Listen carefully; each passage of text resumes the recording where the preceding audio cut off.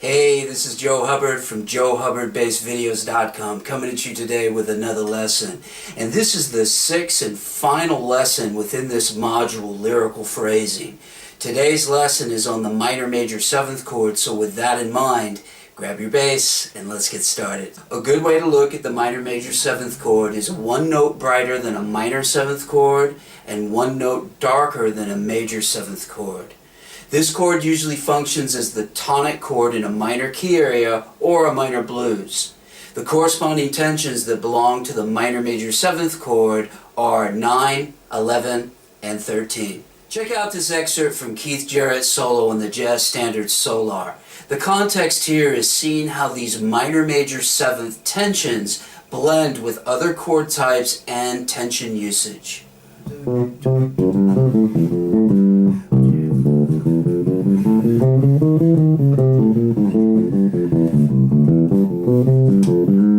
Let's take the time to analyze what I've just played. Now this is over the first 7 bars of the jazz standard Solar by Miles Davis, as played by Keith Jarrett off of his album called Tribute. So be sure to seek that out. The first chord is C minor major 7. That's for 2 bars. G minor 7, C7, F major 7, 2 bars, and then F minor 7. So that's the first 7 bars of the tune, and that's where that solo excerpt takes us up to. Okay, so the tune goes on. I encourage you to learn the tune. It's a 12-bar tune. It's a good tune to learn. Seek it out and learn that. But let's go through meticulously what Keith Jarrett plays over the changes in that excerpt. So it starts off with a pickup into the C minor major 7, and he goes, okay, and what's happening there, I've got 7 to 1, or that could be looked at as a chromatic approach note in below the root, okay, then I've got chromatic approach below the 5th root, 13, okay, chromatic approach into the tension 11, okay, and then I've got the diatonic approach note into the 5th above, diatonic approach from above. One more time. So a lot of guys do say, like, well, when those lines are moving, how can you tell one note's functioning as a diatonic approach, one note's functioning as a tension? It's often the way the lines are constructed. If you hear this, notice that I go from C down to that. There's no scale passing tone between the root and that 13, and there's no approach note there. It's going straight into the 13, and then there's an interval leap going down wider than a major second. So it goes down a 4th. Okay, so straight away that A is functioning as a 13, approaching the F, which is tension 11, and then here again I've got that interval leap going up to the 13 note, but because it's coming right back down to the 5th, it functions as a diatonic approach note. So it might seem a little meticulous in the beginning, but go through it very, very slowly so you can see that. Okay, so then there's a little tag that he plays on the end of that C minor major 7, and then the chord changes, G minor 7 to C7. Now what a lot of jazz guys do is they play, when they see a 2-5, they often just play over the 5 chord, and that's what's going on this particular excerpt here. He's really thinking about C7 over the whole thing, because the line goes, and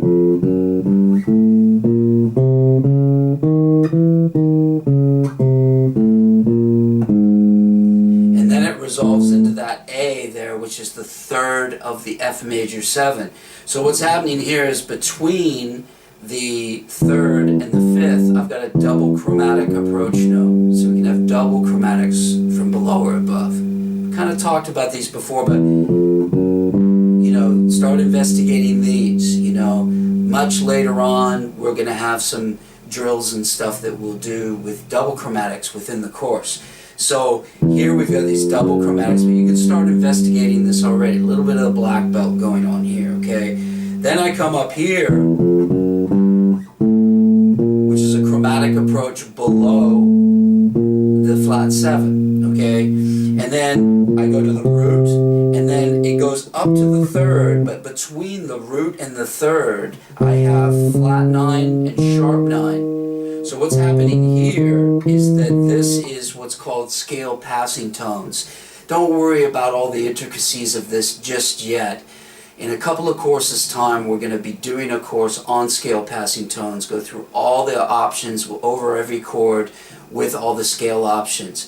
An interesting thing, if I had the altered scale or the symmetrical diminished scale of the half step, whole step variety, there's 2 scale passing tones between the root and the 3rd. I've got that flat 9 and I've got that sharp 9, okay? So that's what's happening there. So it goes right back down to the root. So that's an ascending and a descending scale passing tone, either using the altered scale or the symmetrical diminished scale, half step, whole step. So then it comes back down to the chromatic approach, or I could call that a 13, okay? And now it's going chromatic approach above and below the 3rd of the F major 7. So what that is an anticipation. Some guys will say, you know, that's going into flat 7 of the C7. Well, you know, it's really more like that's down to the 13. Here we have this as a chromatic approach above, chromatic approach below, into that A natural, which is the 3rd of the F major 7, because the music's moving through the changes. So important, and you can anticipate each change prior to the change, okay? You hear that all done all the time with comping. You guys get comp.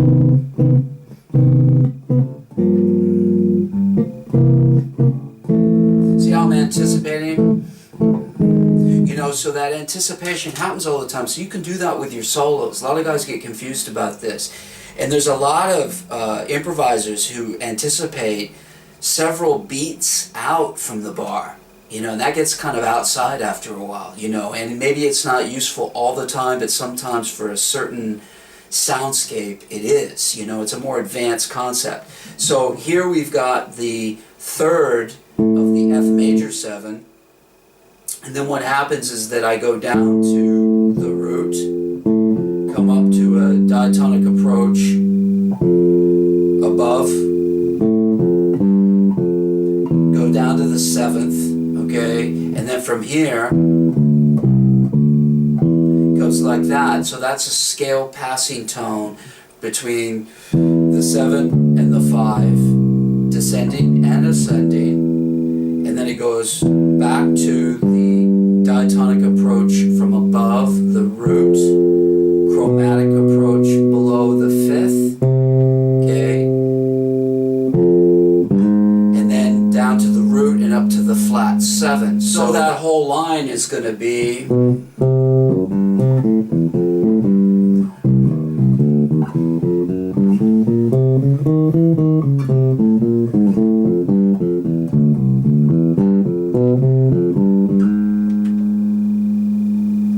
So check that out, work on that, and, you know, really try to get inside all of these lines. It's quite intricate, but learn how to play that. You know, you can see I've played that slowly for you, so you can just pick that up by watching the video and using your ears.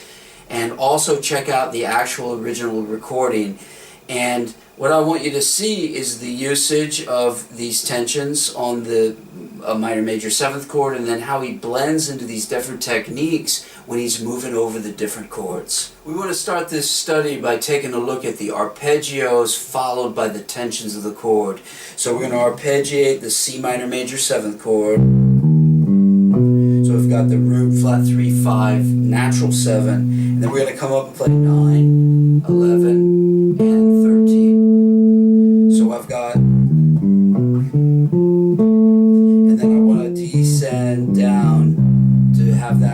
like a whole arpeggio exercise as we've been doing. Remember, the whole concept of this is being able to go through different keys and then really understanding what's going on with this. So if I played that in G, I know how to get to these tensions, but almost just by the feel of it. This is how well you want to get to know this information and practice this, so it almost becomes a visceral response because you know where those notes are.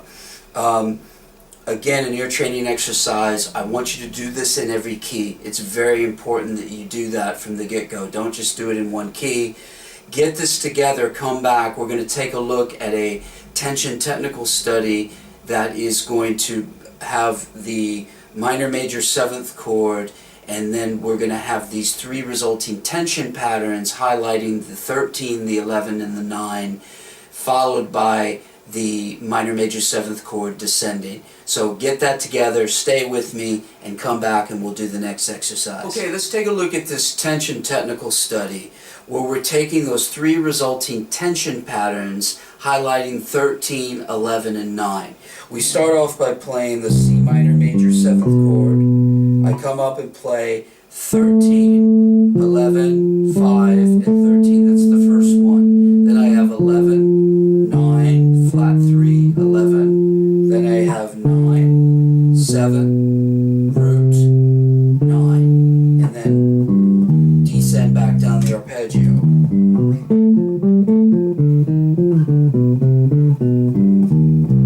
So randomly, if I just pick another key, A flat, let's say, I want to be able to target that 13 straight away and understand all the resulting patterns of that smoothly. You've got to go through every key and do this and really have it a daily thing while you're going through each new lesson. So you really get that in your short-term memory. Once you then go into maintenance mode, it becomes much easier. Okay, so get this together, do it in every key as you've been doing all the other exercises. We're going to come back and we'll take a look at these 3 resulting tension patterns with a couple of different fingerings. In the next exercise, we're going to take these 3 resulting tension patterns and come up with a couple of different fingerings so we can navigate our way smoothly through these harmonic progressions. So the first one's going to be 13, and we've got 13, 11, 5, 13, and I'm playing this with 3, 4, 1, 3. Okay, the alternative fingering to that is 1, 2, 4, 1. Okay, again, take this group of 2 fingerings and move that through every key. The next group is from tension 11. So here I've got 11, 9, flat 3, 11, and that's fingering 4, 1, 2, 4. And then I've got the alternative fingering here, 1, 3, 4, 1. Okay? The next pattern is going to be from tension 9. So the first one I've got here, 1, 3, 4, 1. And the second one I've got 4, 1, 2, 4. So again, I've really got to highlight the importance of taking each group of these 2 fingerings and move this through every key so you can really understand how to get this around your bass and become familiar with having a few different fingerings with these 3 resulting tension patterns, so it can make it a little bit easier for you to play over these changes. Okay, get that together, come back, and we'll get on to the good stuff. Harmonic sequence number 1 is going to take us through the cycle of fourths. So this is going to start with C minor major 7, and then we're going to go to F minor major 7, then I have B flat minor major 7, and then I have E flat minor major 7. So notice how I'm taking these voicings. There's the 3rd, there's the 7th when my root is on the A string. My root is on the E string, there's the 7th, and there's the 3rd. So it has a very eerie sound to it, this chord. So I want you to start with tension 13, and we're going to take these patterns here. So we're going to start here on 3, 4, 1, 3. Okay, then over the F minor major 7th, we're going to have, we start on the D, that's 13, okay, so here I'm going to go 1, 2, 4, 1, okay, and then the next one is going to be over the B flat minor major 7, starts on tension 13, which is G. I go 3, 4, 1, 3, and then I go to E flat minor major 7, and it starts on 13, which is C, and I go 1, 2, 4, 1. So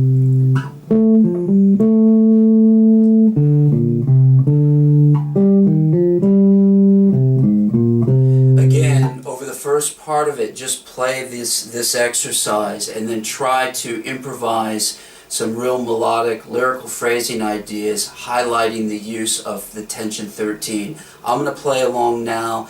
After that, you play along. When you get this down, come back and we'll go to the second harmonic progression.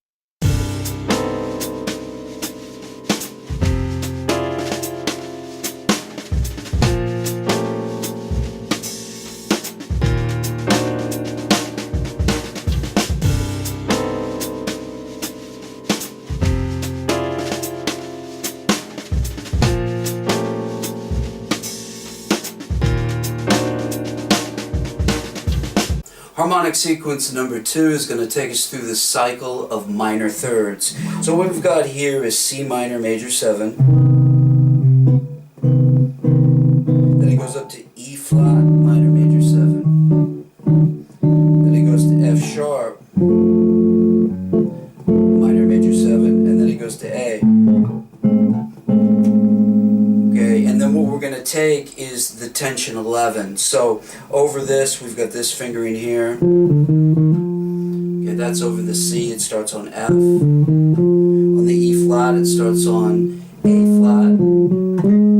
Okay, on the F sharp, it starts on B. And then on the A, it starts on D. So notice the use of the fingerings. I got 4, 1, 2, 4. Then I go 1, 3, 4, 1. Then 4, 1, 2, 4. 1, 3, 4, 1. Okay, get this together. Play along with the track. Check out what I do. Have fun with this, but really be meticulous about the way you do it. Don't just aimlessly jam. Remember, that's always the mission, not to aimlessly jam, but have a purpose in what you're doing with this. Come back and then we'll do the next harmonic progression.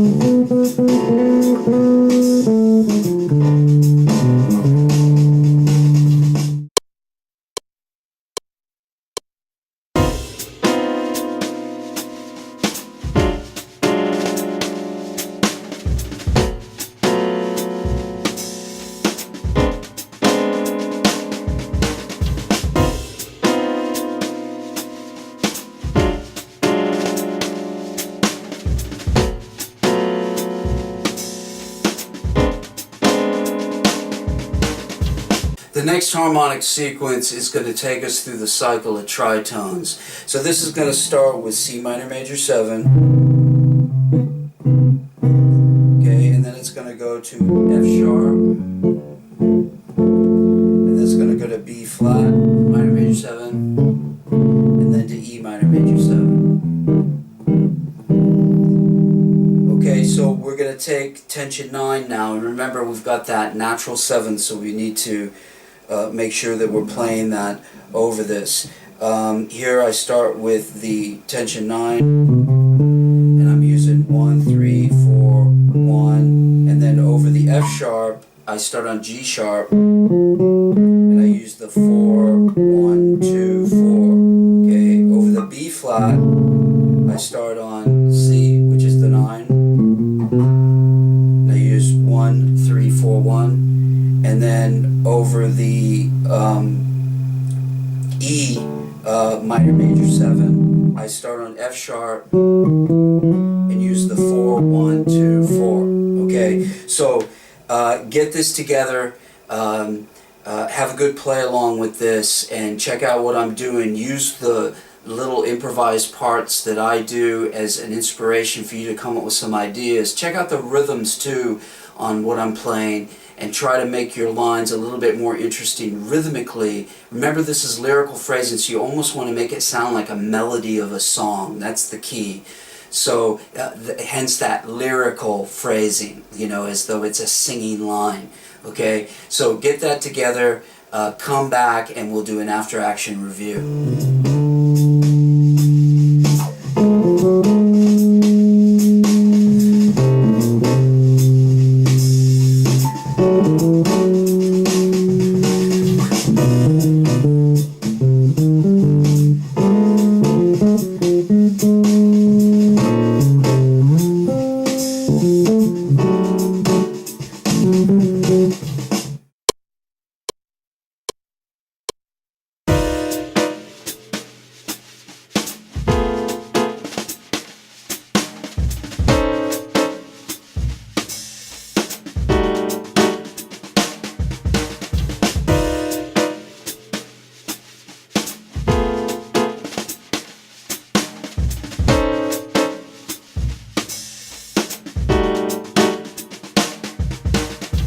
That just about wraps up today's lesson, but before we go, let's take a look at what we've learned.